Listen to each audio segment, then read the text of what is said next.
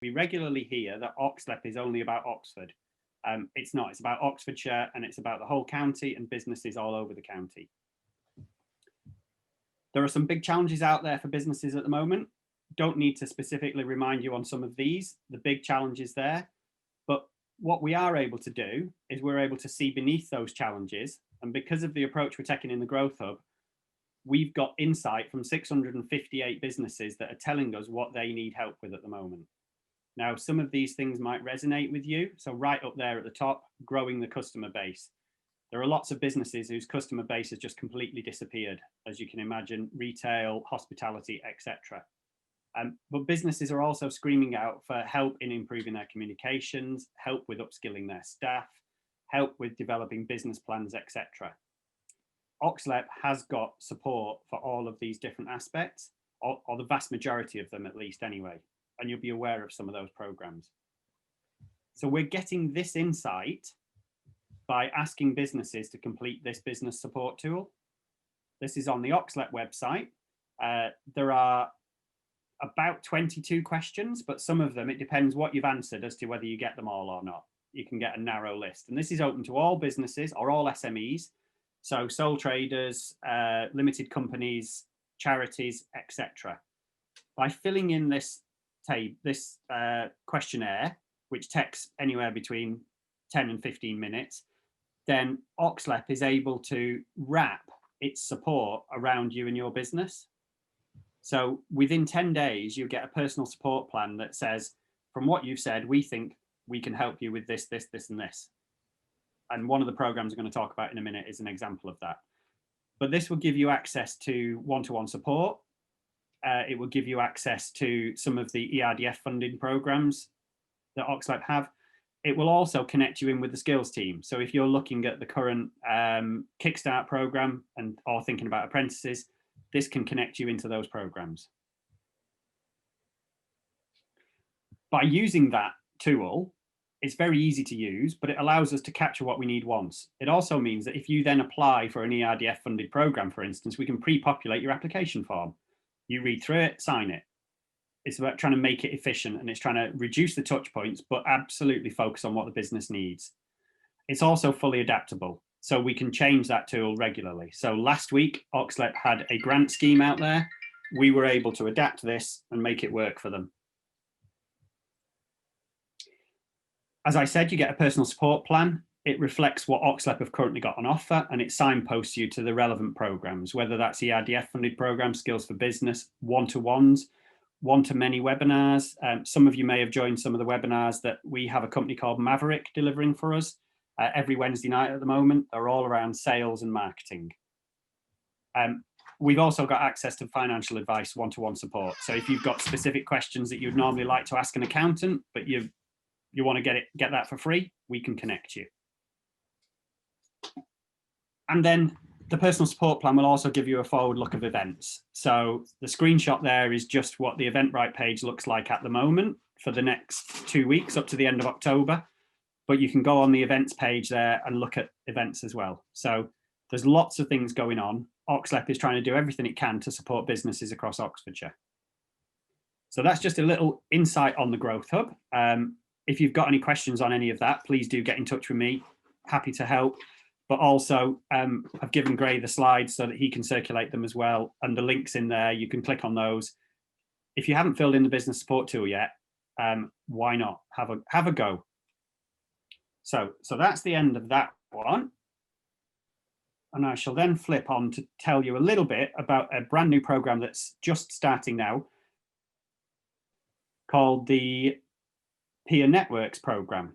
It's called the Peer Networks program because it's a BASE funded program that's being delivered consistently by all of the LEPs around the country. And they've told us that it's got to be called Peer Networks. Just need to find the opposite presentation.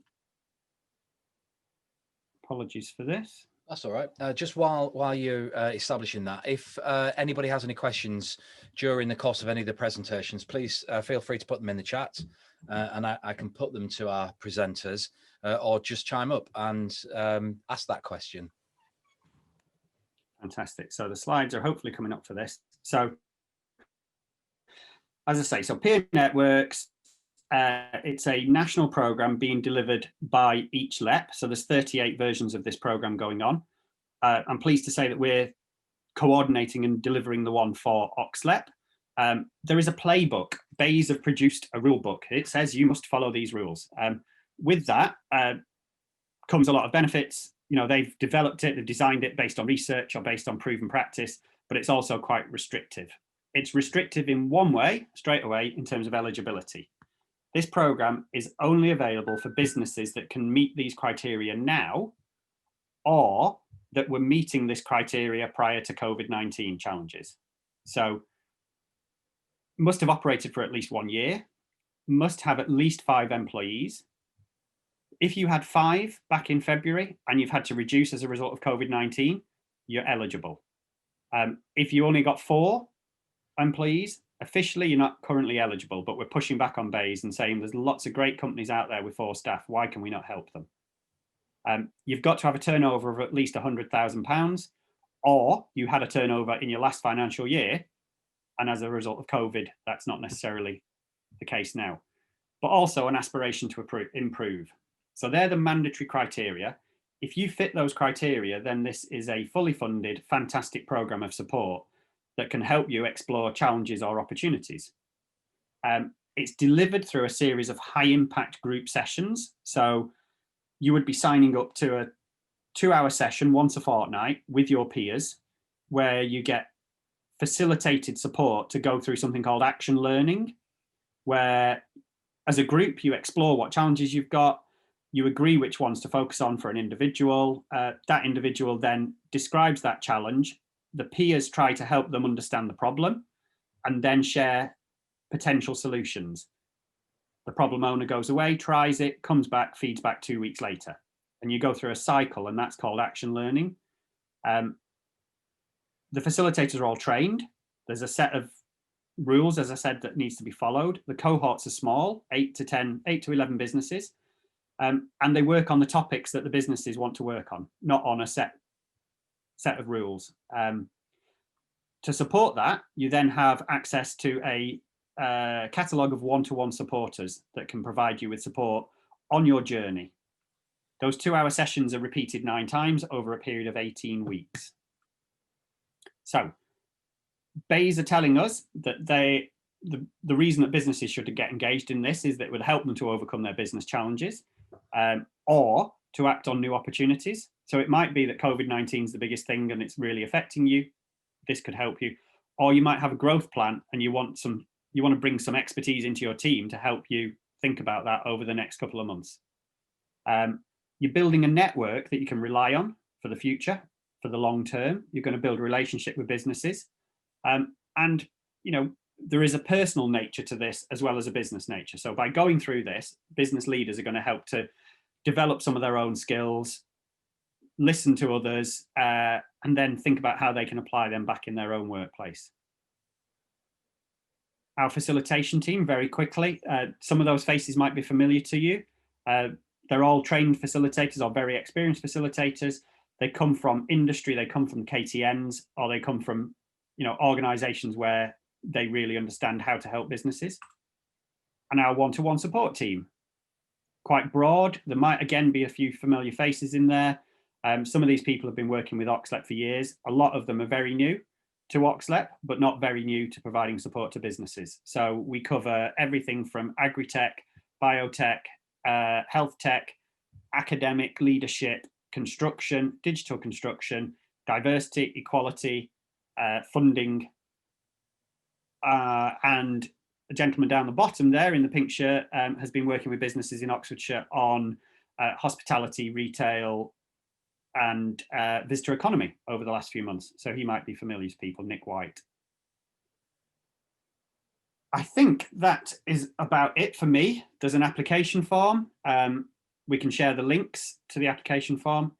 As I say, it's fully funded, but you do need to commit your time. But if you are thinking about challenges or thinking about opportunities, then why not spend a bit of time with your peers in a formalized way and see if that can help you.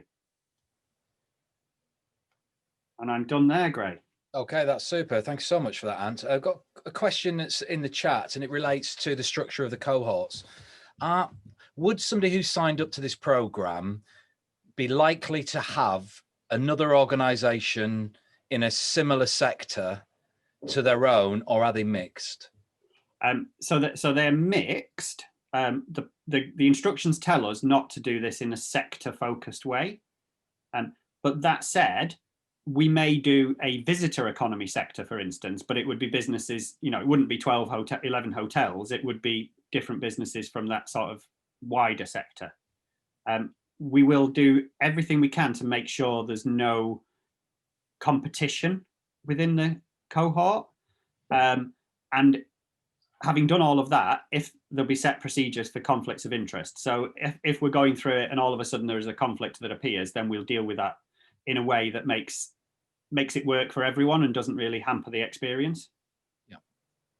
So could I ask, in terms of the application process and when it goes live, when would businesses, what sort of time frame is this running in? What months is it likely to cover, the program?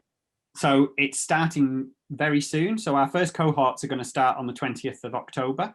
We've got 1 or 2 spaces on that day, and then they will carry on 2 weeks after that. And it's a 2-week cycle. So the application window is open now. This can help you now. If you're absolutely snowed under and you were saying, well, actually, we'd like to do this, but can we postpone it till January? Yes. We know we're going to have some cohorts starting in January, but they'll be accelerated and slightly compressed. So rather than 9 sessions of 2 hours, they're likely to be 6 sessions of 3 hours. Because the whole thing, this is classic central government funding, has to be spent by the end of March. Understood. And just in terms of the sensitivity that some business owners may feel in entering into conversations potentially around challenges, what kind of reassurance would you give to business owners about, getting stuck into the peer network and, putting their challenge on the table that they face and getting solutions? How discreet is this? So there's a participant charter. So when people go to the application form, the participant charter is in there. It spells out what they're committing to. Confidentiality is obviously in there, and making sure that everybody gets to have a voice, and there's no judging or other things going on. The facilitators will be fully briefed on how to manage any situations that do still arise. But yeah, we don't anticipate there being challenges. If there are, they'll be dealt with. The absolute confidentiality, and perhaps part of the one-to-one support might be helping people to feel more comfortable in sharing some of these things in a way that they are happy with. So actually building their confidence as well, and recognizing that the businesses that join on into this are all coming and committing to that charter and want to work together and build a network themselves. That's perfect. And is there a broader network beyond Oxfordshire? Is this, you mentioned it's national, so it's happening in every county in England and Wales. Is there a view to creating some larger community of practice? So multiple layers, Gray, yes. So first off, you'll get really good relationships with the other 10 businesses in your cohort and with the wider team that we've just shown you photos on. Secondly, within Oxfordshire, we'll then be having 2 specific multi-cohort events where everybody gets together. So you'll cross-fertilize between the cohorts. And thirdly, this is a pilot. So whilst this money's all got to be spent by the end of March, Bays have got an ambition that it would carry on longer term and that it would become part of a bigger programme. This programme is a direct response to the Business Productivity Review in 2019, where they highlighted that UK businesses are less productive than their peers in other countries. And one of the factors in that is how well businesses put a support network around themselves. So businesses that have a self-supporting network of other businesses do better. I think it's an excellent program. I really do. And I do hope that people on the call could see value in being involved. We have some excellent organisations on the call today and in our broader network of Bicester Vision, Bicester Chamber and the Wednesday Business Club. So do everybody on the call look into this and seize that opportunity to work with your peers to make us stronger, more resilient in Bicester and Cherwell as a whole, but also increase that productivity gap against the competition. Now is the time for us to seize a moment, I guess, Ant. Yeah, absolutely. Absolutely. Well, thanks so much for presenting that information. Lots in there. And as you said, the slides will be circulated along with the minutes. On the earlier business support that you talked about, the events that you're running, did you say every Wednesday evening? So yeah, there's a whole range of events, but in terms of marketing and sales, which is one of the big things that businesses are really interested in, especially a lot of businesses that have had to transition into fully online. Maverick are an excellent online marketing company. They've got a mission to help 1 million businesses. So, you know, let's make some of those in Oxfordshire. But yeah, every Wednesday night, 7:30 p.m. But you can book it through the OxLEP Eventbrite and get a link to it. Perfect. And I've put right at the very top of the chat for the benefit of everybody on the call, I put links to the OxLEP business website, and that will take you through. There is a hyperlink in there that will take you straight into the Eventbrite roster of the program that you're running, which is very comprehensive. We're very fortunate. It's been said before, but I'd say this again. We are so fortunate to have such an effective LEP in Oxfordshire. And that's not at the kind of detriment to any other LEPs. We work with what we have, but we're blessed. OxLEP punch above their weights, and please, business owners out on this call, maximize the resources that the OxLEP are presenting and get involved. So Ant, with that, thank you so much for presenting that. Will you stay on the call? I will, yeah. Thanks for the opportunity. Perfect. Thanks so much. If you can stop sharing your screen. I will, yeah. If I can find the control for that.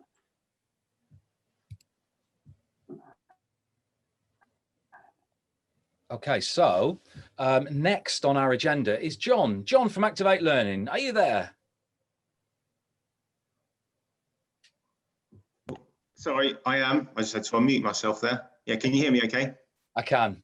Right, I'm just going to, thank you. I'll just share my screen and then I'll go for it.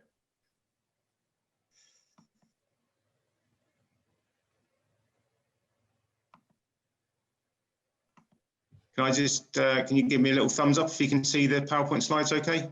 We can. You're in the open mode, so we can see. I don't know if you were going to go into presenter mode. But yeah, I'll go into presenter mode now. That all good? Perfect. Great. Yeah, so thanks for having me today. I'm just going to talk largely about Activate Learning and what we can do to support local organisations. So I'm sure everyone's aware of Activate Learning. Our main sites, well, our larger sites around here are Banbury and Oxford, but lots of other sites as well across Oxfordshire. And I'm glad to be delivering from Bicester right now as well. So I'm a Bicester resident, so down in my house on Stratton Park right now. So it's a real pleasure to join the local group. So just a little bit about Activate Learning to start with and what we do. Our main offer is around obviously our mainstream curriculum, further education provision for 16 to 19-year-olds. But as we've grown as a group in the last few years, we've started to add a lot more strings to our bow. So we've got the apprenticeships offer, got our higher education degree courses in conjunction with local universities. We've got the schools partnerships. And then where I come in and what I'm going to focus on today is our different projects that we run in the local communities. So where we offer free funded training for local organisations, training for the unemployed, further support for long-term unemployed and for people at risk of redundancy currently due to the COVID situation.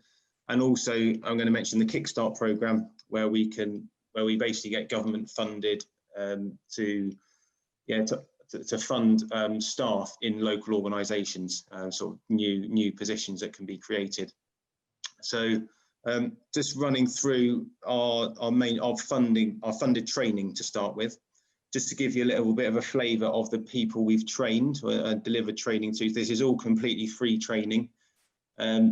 What you might notice looking at the organisations we've trained, these are just some of them in the last year. There's only really one that we've trained that's been Bicester based, which is Rossi Security.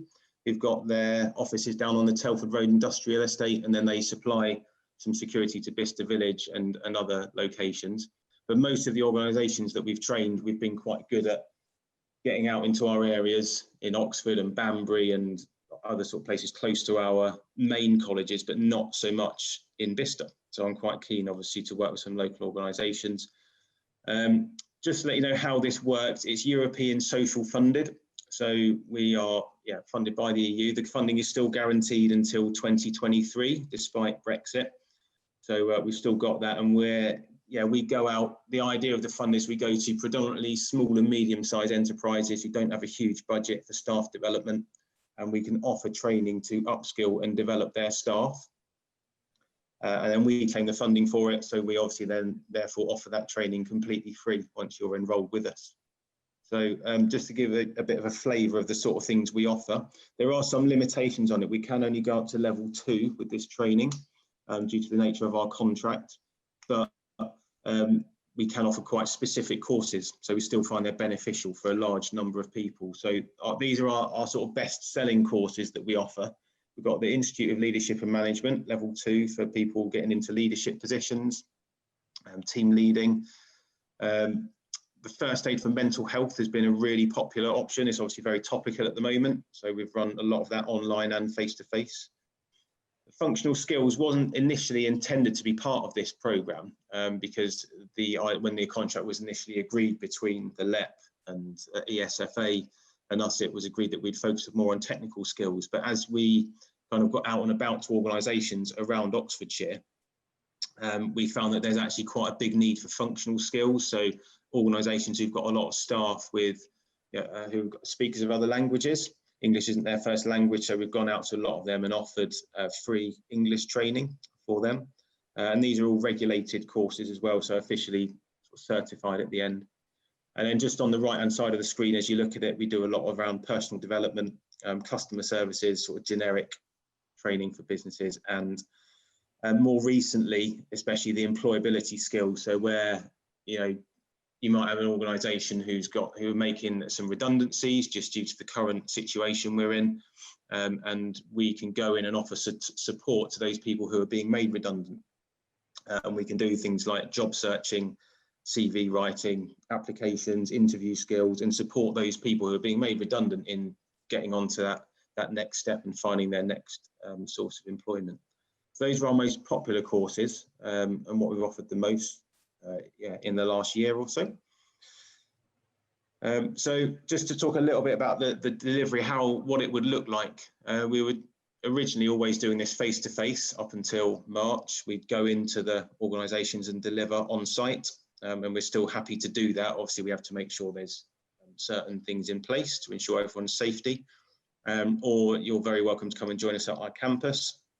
In recent months, we have obviously pushed a lot out online. So we deliver things like live lessons through Microsoft Teams and remote learning, where it's literally the work is sent out to people, they complete it, send it back in, we give feedback online.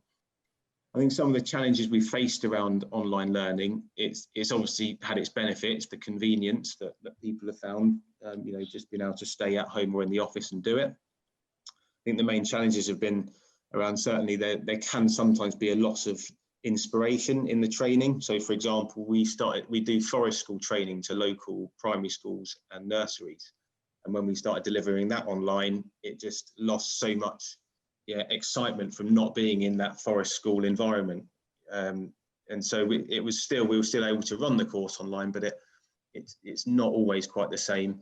And I think with the remote learning as well, sometimes when you're training on the day, you get sometimes more of a buy-in. And when we've left people with the remote learning almost to manage their own workload, people who are in work, it can often be a challenge to complete tasks. These extra training courses can be quite low on priority compared to your everyday workload.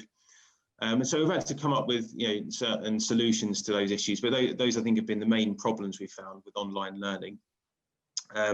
So we're still offering those online courses, which are very convenient, but also trying to go back to face-to-face delivery as and when we can.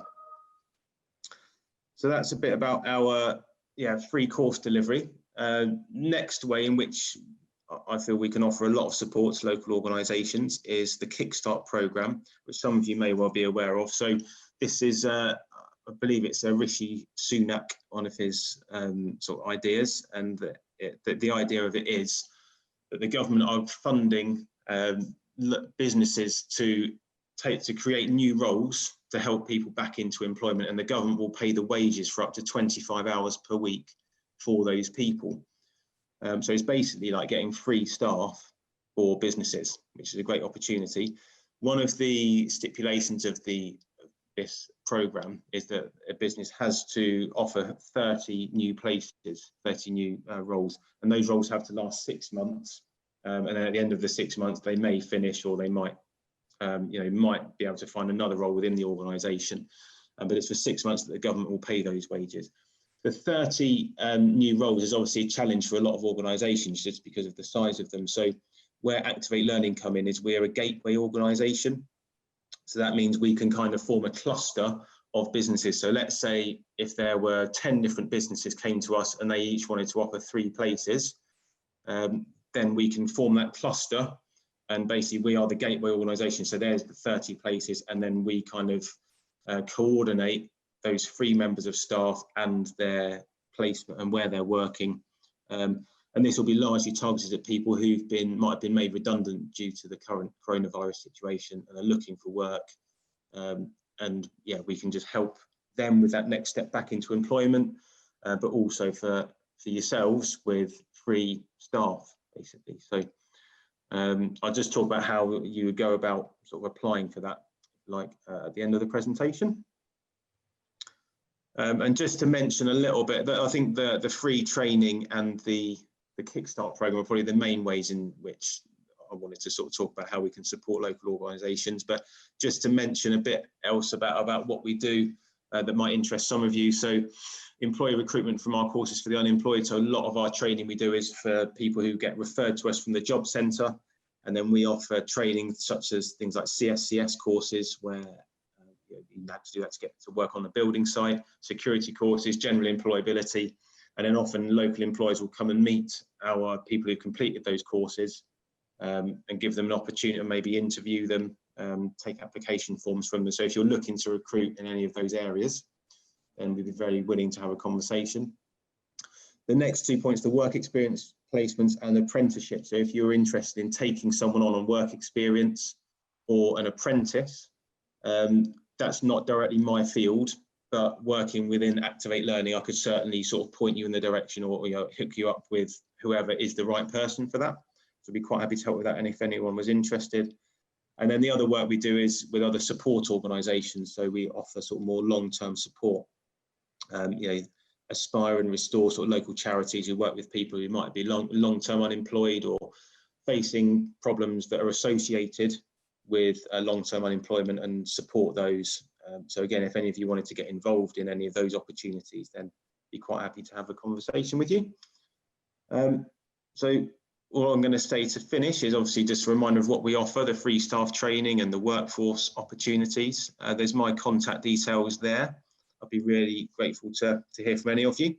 And then many of you will know Andy Marshall, I believe. So Andy, if you're interested in the Kickstart programme, your best bet is just to go direct to Andy. There's his email address there, and he'd be again more than happy to hear from you. And that's it, I think. That's super, John. Thank you so much for that presentation. Are you Thanks. okay for us to circulate the slides? Yeah, I'd love to. Yeah, great. Great. Okay, we'll take an action to do that. Question in the chat. Can Activate Learning deliver ILM and customer service training in Buckinghamshire for a volunteer/charity-based organisation? Buckinghamshire is okay because our adult education budget covers that. So yes, we can do Buckinghamshire. The challenge we have in some cases is the funding, where the main source of our funding is for people in employment and not for people in voluntary roles. So I would just, what we have done in the past is where we have an organisation and they have, say, 4 or 5 people in employment and then 1 or 2 volunteers on their books as well. We're quite happy just to support those volunteers, as an extra couple of people joining the course. We're still getting the funding for the majority of people, so happy to be flexible there. And I would just need to double check that our adult education budget extends to people in employment. If it's a larger number of volunteers, I think it can. And I'll just, but if whoever asked the question, obviously thanks for the interest. And if you want to just drop me a follow-up email, and I can double check and get straight back to you. That's okay. Great. That's super. Thanks so much, John. John, would you be able to just skip back to your bestsellers slide that showed some of the courses that you do? Yep. Right. This is absolutely fantastic. It really is. There's got to be a lot of businesses that would look at this and say, I've got some staff who would be delighted to be, involved in some of these programs of learning. Was I right in hearing that these are fully funded, so they wouldn't cost the business anything to engage on these programs? Is that correct? Yeah, that is correct. Yeah, that's super. And in terms of, sorry, go ahead. I was going to say that they are regulated courses, so they're largely, we're bound by the sort of criteria that the awarding body set, but we do try and tailor them as much as possible to the organisation. So, let's say if you had like 5 or 6 people in one cohort, and we were delivering just those 5 or 6 people, we might tailor some of the content to say the customer services, for example. We'd look at typical scenarios that organisation would deal with. So we do try and tailor it as much as possible. That's actually brilliant. I think these are great. And I do hope that people on the call will take the opportunity to follow the link that's in the chat, and also the slides when we send them out, to skill up your respective teams. So the cycle of these courses, how frequent do they happen, or are they based on demand? They are generally based on demand. 90% of the time they're based on demand. So an organisation comes to us, says they're interested in this course, and they've got 3 people or 6 people, and we would put on a course for them when they want it. That's great. Thank you so much. Would you mind just going back to your last slide, the contact slide? Yep. So I'm going to be real meanie now, John, so forgive me. Okay. Can I ask you a question that really I should be asking Andy Marshall about Kickstart? Go for it. We think Kickstart is a brilliant new initiative that's just launched. And we do hope that there are businesses in Cherwell that realise the benefit of actually bringing on some apprentices, and the true value of having them funded to work for up to 25 hours a week for their respective organisations. In terms of how you cluster into this, 30 organisations, when would you imagine that first cluster forming? So for the employers on this call, is this something that will probably be starting in January, or would it be as soon as you've got 30 businesses or 30 placements, sorry? So it would be as soon as, and we can form more than one cluster. So we're anticipating our first cluster will be starting in mid-November. So we've got about a month from now is our first set. We've already had some interest. And then I think, Andy will confirm this, but I think that, as soon as we've got that 30, they're out. And then as soon as we get the next 30, they would start. And yeah, we're in, like I said, mid-November, first cluster. So as soon as there's that interest, please get it in, and we'll work with that as quick as we can. That's superb, John. Thank you so much for answering that awkward question. I always like to keep everybody on their toes. It's been a great presentation, a real hidden gem in Cherwell Activate Learning. We know you very well. You've been a long-term supporter of Bicester Vision. Bicester Vision worked with you to create the Bicester Technology Studio. We've got really strong connections with Bicester and Banbury College, or Banbury College, I should say. We're a champion of the work that you're doing. We're so pleased that you're operating in Cherwell. But I your first slide showed some of the colleges, schools and academies that you're in, and you're more than just Oxfordshire, aren't you? Activate Learning. Yeah, I'll just go back to that actually. So it's the very bottom of the slide. The most recent additions have been Bracknell and Wokingham College and the Guildford College group. But we're growing quite significantly. So I think one of the advantages of becoming a bigger group is you're more likely to win bids and opportunities like these funded projects to go out into the local community. It's one of the things that you get, when you gain that strength as a large organisation, those opportunities kind of come about more and more. So yes, obviously good to be part of that. Yeah. Fantastic. Thank you so much for your time, John. Will you be staying on the call? Yes, please. Yeah. Great stuff. Thanks very much, John. If you could just stop sharing your screen, because we now move pell-mell into Graham Perriman from Bicester Chamber of Commerce. Are you there, Graham? I am. Hello. Thank you for the introduction. I'm going to share my screen, and hopefully I will be able to. I'm disabled from sharing the screen, so maybe you can. Oh, that's not fair, is it? No, considering I spent so much time. Just as an introduction, while we're waiting for that, I'm talking here as chair on behalf of Bicester Chamber of Commerce, and increasingly over the last. Can you see my screen all right, by the way? Yes. Thumbs up there, that's good.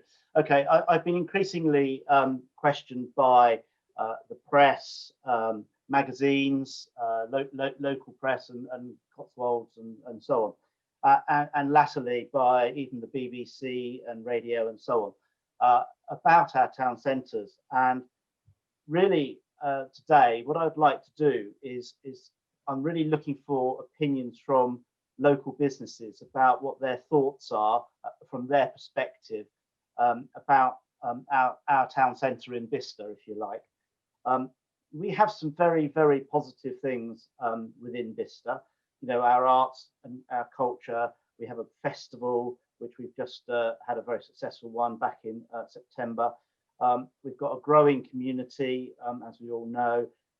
We've got some great environmental developments happening, you know, across the town. We've got some nice heritage. You know, we've got Bicester Heritage, Bicester Village as part of our town. So we've got lots of positives to talk about. But what I'm going to talk about here is perhaps not so positive, and it's this bit that I kind of would really appreciate some comments, some discussion around what your thoughts are. So I've just got a couple of slides that I'm just going to share with you. So the first one is all about what potential challenges I think we face at the moment. And I don't think these are new, and I think these are something that we probably all know. So we've obviously got the COVID issue where we've had enforced closures. Some of us haven't worked for 6 months. We've got the fear factor, and we've got a reduction in tourism, which affects quite a lot of businesses locally. We've got the rise in internet shopping, where, you know, looking at it lately, we've got a 32.8% of all shopping happens online now, and of interest is an increase. That's an increase of 24.6% since November 16, according to the ONS, which I think is quite staggering. You know, they provide almost a next day delivery service, and I think, as you can see, there's a massive movement towards getting your shopping, and coupled with the fear factor of COVID-19 and so on, lots more people are considering that as a more viable option than going to the town centre.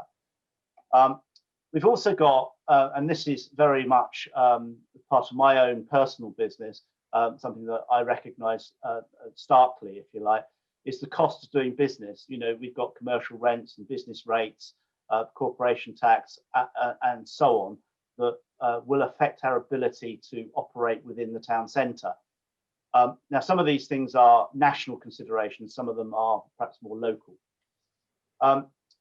You know, we are a dormitory town, unfortunately, with 60 or 70% of people leaving town to work. So, you know, that is a concern. We've got, perhaps because of COVID and, you know, the shutting down of operations within the town, we've got concerns around health and well-being and even the wealth of our community.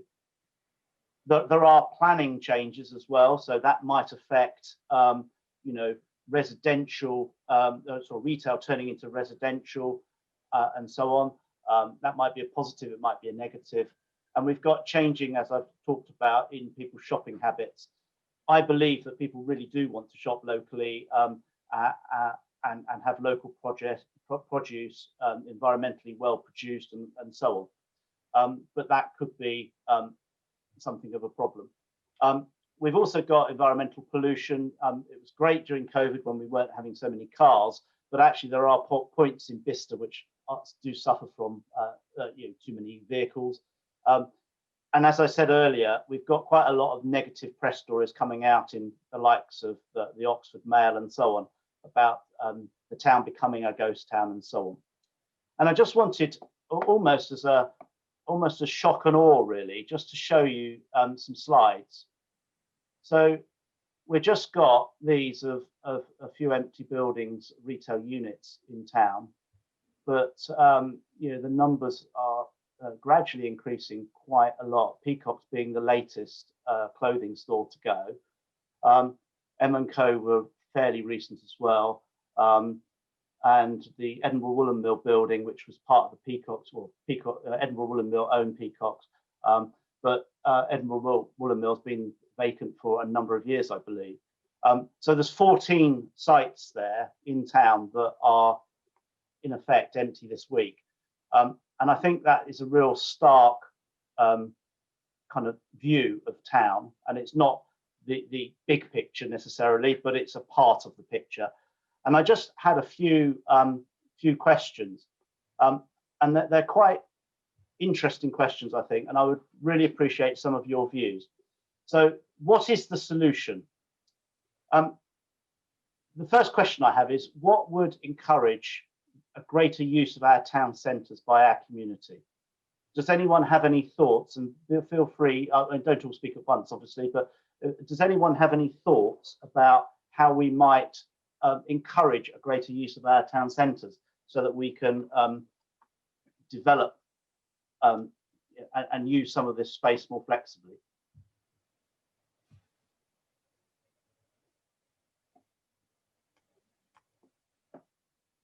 Please unmute if you do want to say something. Hi, Graham. I think we've got to make it sort of all about the experience and make it a bit of a destination. In addition to that, we've also obviously got to make sure that the town centre is meeting the needs of somebody that would go and visit there. You know, are we actually able to offer everything that that somebody would wish to go to the town centre for? Yes, thank you. That was Dale. You're CDC, aren't you, Cherwell District Council? Indeed, yeah. So yeah, I'm very interested in meeting the needs of visitors. I had somebody who I met in my dealings as Bicester Chair of Bicester Chamber, who is a new business, wants to start a new business, which she believes is something that the community would like and would need. But in order to make a contribution or to rent the property and so on, it became untenable for her to take a premises in town, because the rent and the rates situation didn't meet the accountant's criteria, if you like, to make some money out of doing it. So I absolutely support that, and I think it's a very valuable point that the experience and the destination are valuable. Does anybody else have any thoughts about how we might encourage a greater use of the town centre? Graham, I haven't got the hands up facility for some reason. It's Miranda. I don't know if you can hear me all right. I can, yeah.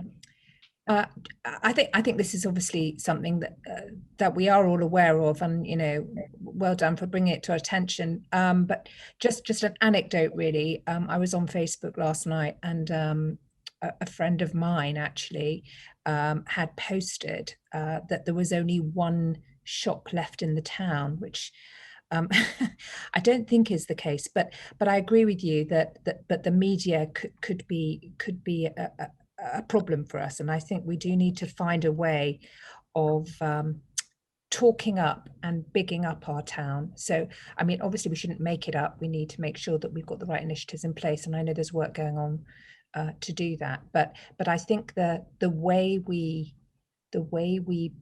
market, promote, brand our town, and I think organisations like the Chamber and Bicester Vision have a big role in that, is going to be very important going forward, that we talk it up and that we're not negative about it. So I applaud what you're doing, but I think we do need to find a way to really engage with the media in a way that we're proud of the town and the town is going places. Thank you, Miranda. And yes, I have done that and tried to be positive. I think there might be an article coming out in November to that effect.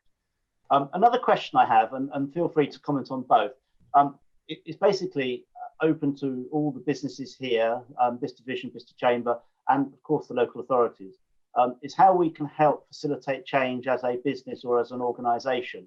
I'm just quite interested in what you think we could do to help facilitate change. So whether that be a change in the rates, or whether that be a rates process, or whether that be rental stuff, or whether it be about how we help entrepreneurs start a business in the town centre. Graham, if I may have a quick word, I don't know whether you're hearing me. I can, yeah. You're doing a grand job after my position prior to you, and you're taking a great interest in the town, and I know there's specific meetings going on in November with background work you've done. And I think we all need to remember that Bicester Main Street is called Sheep Street. It used to have sheep markets. There's also a place in town where the local people used to have their horses shod. Crown Walk used to have the Crown Hotel. As part of this change, we actually need to be prepared for change, and we need to be looking at future rather than the past, not the immediate past, but the future is absolutely what we need to be looking for. It can be different. Indeed. And one of the things that does bring to mind is that, you know, there are various commentators out there that suggest that the high street will never be the same as it used to be 10 years ago. However, I don't believe that retail is dying. Our high street might be changing, but I don't believe retail is dying. Retail is still a fundamental part of our lives. We still need stuff. So I'm really interested in how we can, if you like, look forward and see what retail looks like in our town centres going forward. Because this is, I've chosen the topic of retail very specifically because a lot of the chamber members are retailers or providers of goods, and so we want to make sure that we are supporting them in the best possible way. So again, I'm really interested in hearing everyone's views. Has anybody else got any thoughts? Is that you, Richard? Yeah, Graham, it's Richard. I think one of the things that's very, very difficult is going back to your own figures, really, the 32% of online shopping.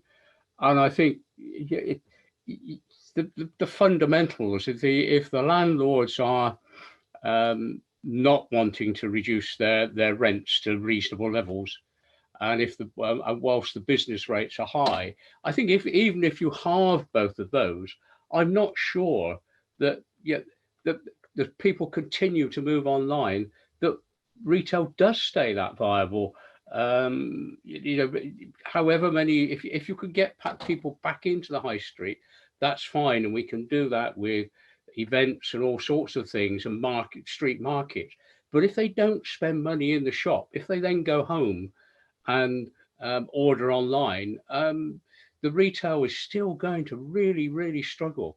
And I think that's probably the fundamental challenge now, is if we halve rent and rates, a lot of those shops, and you know, and people have quoted certain ones which I won't, would still really struggle to make any money. And I think that's I think we have to face facts now, that where we were 2 years ago and where we are now with what's happened with COVID, people don't want to go shopping. I mean, I made my first foray into Oxford yesterday because we wanted a particular thing, and the number of empty shops in Oxford, if you walk through the Clarendon Centre, you know, there's probably 20-30% of the shops are empty.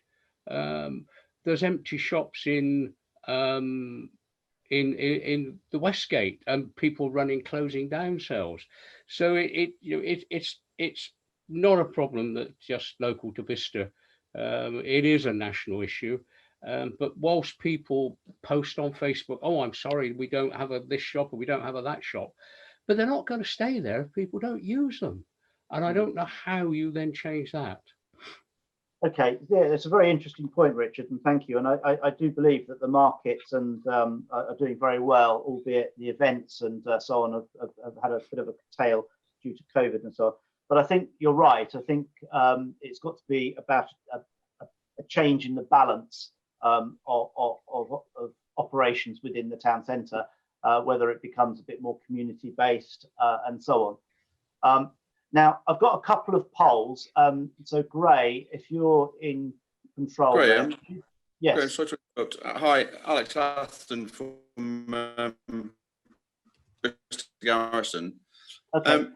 Sort of, maybe I look at this through a slightly different lens, not being in retail, obviously. I think for me, that it's a bit of a self-fulfilling prophecy at the moment for the high street, whether it's Bicester or anywhere else. If you know the exponential growth in online sales, the fact that you can go to large industrial sites and do your functional shopping, you know, with supermarkets, you can do it online, you know, et cetera, et cetera.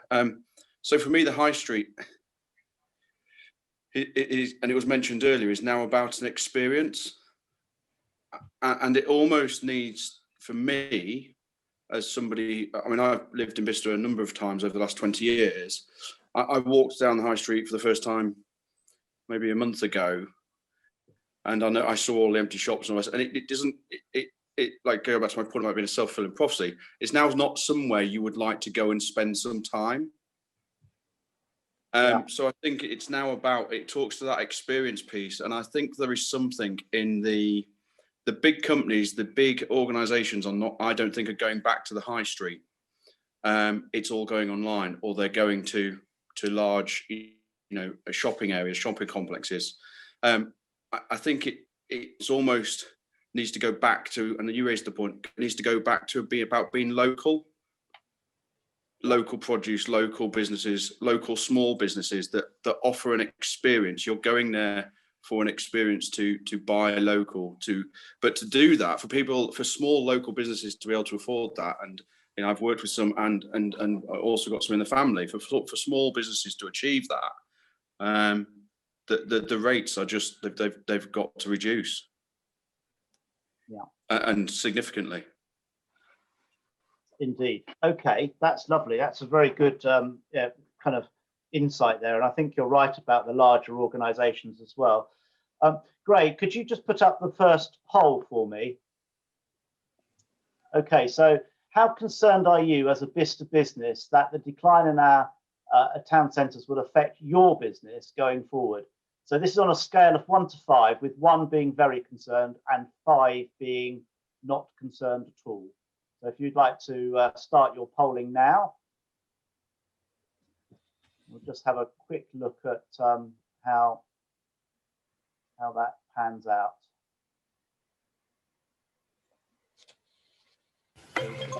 5. We've got 30 people on the call, so we've got 8 responses. There's more of you that would like to respond. We've got 45 seconds left.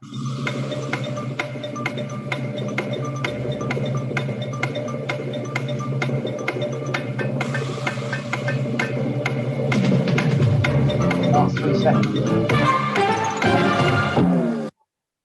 Okay, so it looks like 36% of you believe that you are concerned. So that's good. So that kind of launches me into my second poll. So I'll just we'll keep a copy of that and we'll work on that one. So poll number 2, please, Gray. From a retail standpoint, would you say what is the top priority of things to address? So this is a multiple choice. So do you think it's a more flexible use of space and property? Do you think it's about business rates, which of course is a national issue? Do you think it's about tourism and encouraging that? Or do you think it's about rents within the town or commercial rents? Or do you think it's about encouraging independent retailers to come to Bicester?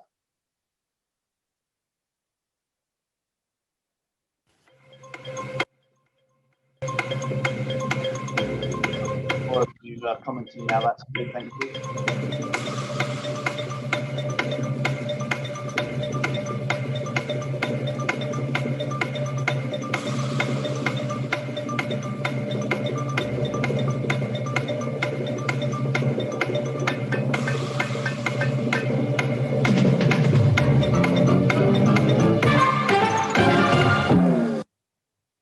very interesting. That's kind of polarized the debate there, because you've got more flexible use of space and property and encouraging retailers to come to Bicester, which I wholeheartedly agree with. It wasn't what I was expecting, I have to say, which is good news.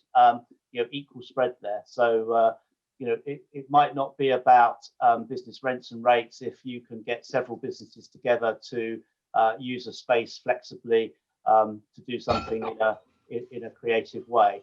So that's really interesting. And we've got one last one, which I just think will finish it off, just a bit of fun. Can you just do the third one, please? So how important do you feel it is for the town centre to develop a more experiential environment?